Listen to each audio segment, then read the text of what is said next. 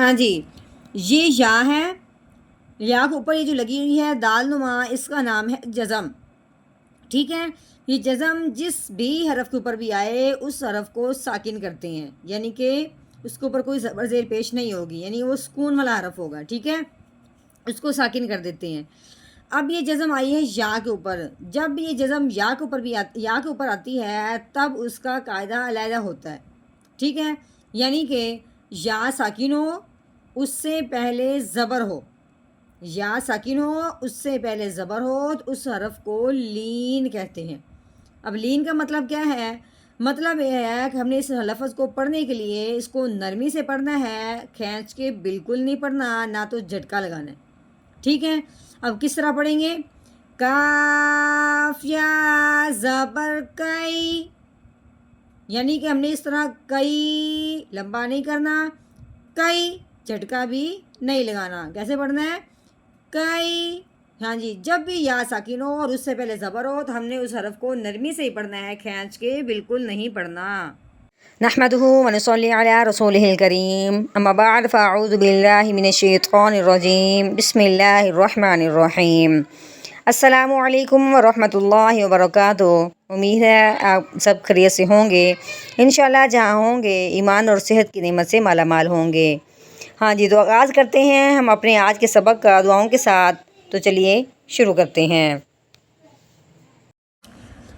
اللهم صل على سيدنا ومولانا محمد وعلى آل سيدنا ومولانا محمد وبارك وسلم۔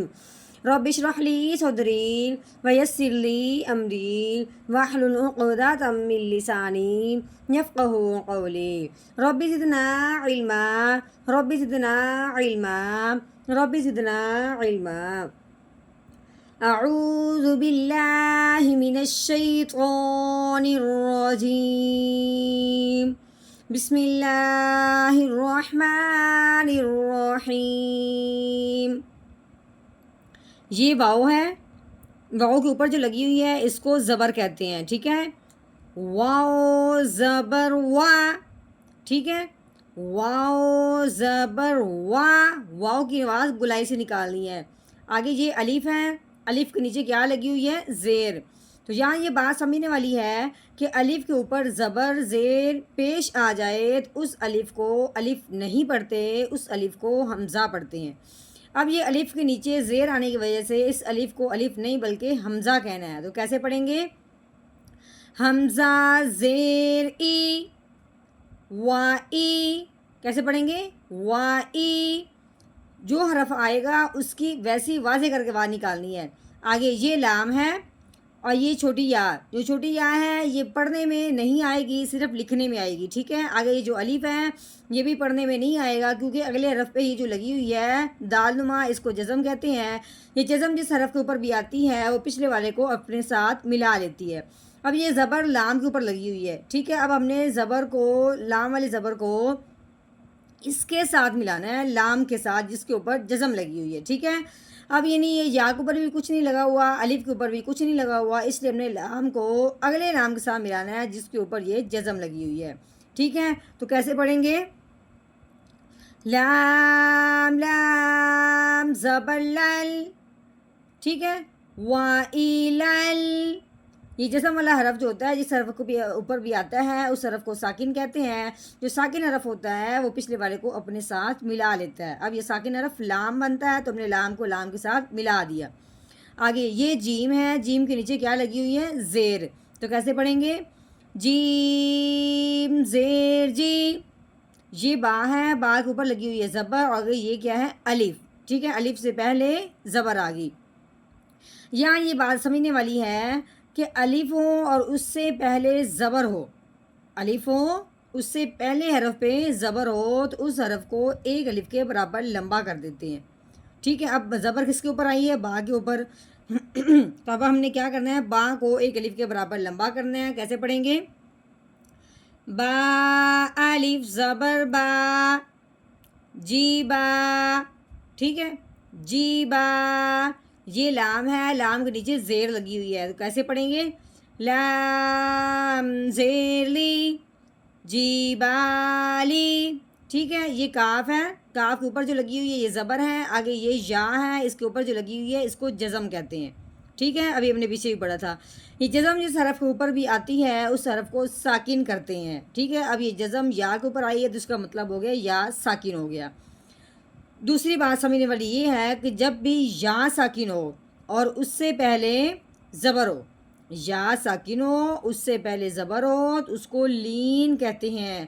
اب یہ یا ساکن والی اس سے پہلے زبر والی بات صرف یا ساکن کے ساتھ خاص ہے، ٹھیک ہے، اس سے پہلے زبر ہو تو اس کو لین کہتے ہیں۔ لین کا مطلب ہے ہم نے لفظ کو نرمی سے پڑھنا ہے، کھینچ کے ہرگز نہیں پڑھنا۔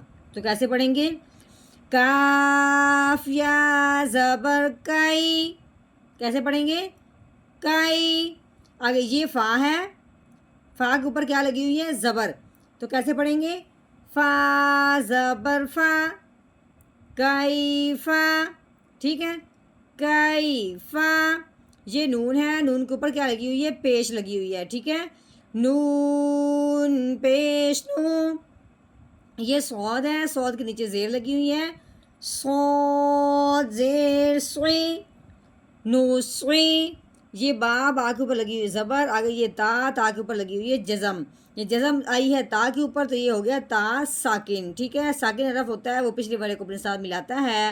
اب ہم نے با کو تا ساکن کے ساتھ ملانا ہے، کیسے؟ با تا زبر بات، نو سوئی بات، ٹھیک ہو گیا۔ آگے دیکھیں، آگے ہے وقف۔ وقف کی صورت میں آخر والے حرف کو ساکن کرتے ہیں، اگر وہ ساکن نہ ہو، ساکن یعنی جس حرف کے اوپر یہ جزم ہو تو اس کو ساکن کرتے ہیں۔ وقف کی صورت میں آخر والے حرف کو ساکن کرتے ہیں اگر ساکن نہ ہو، لیکن یہاں تو پہلے ہی جزم والا حرف ہے، پہلے ہی ساکن ہے، تو اب کیا کریں گے؟